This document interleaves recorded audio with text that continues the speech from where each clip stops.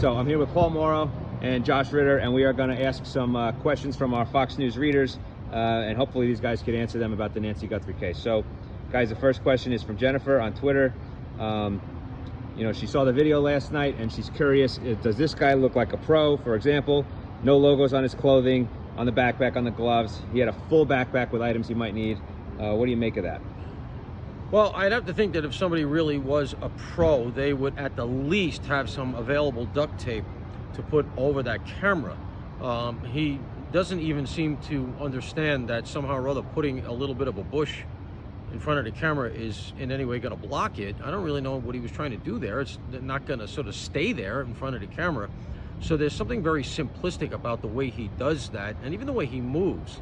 So no, I would argue not a pro. I would say somebody who is maybe not that high functioning, but is maybe with this one sort of punching above his weight. You know, he did some planning, has this backpack. It's true, no logos and all of that, but managed to get himself caught on a Ring camera, which argues that not a whole lot of thought really going into it, not a whole lot of recon. Yeah, I agree with Paul. I don't think a pro, but I think a person who's done this before, because he's prepared. He made that error with that moment of impulsive kind of absurdity when he's grabbing the plant and trying to hide himself with the flowers, which does throw you off. But other than that, he's coming with gloves. He's got a mask.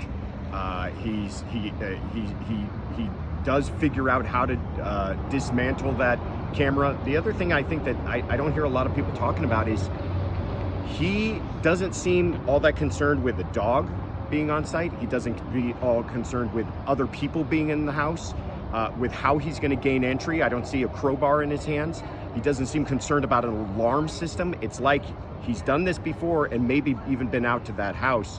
But yeah, I don't think he's a pro in the sense that he's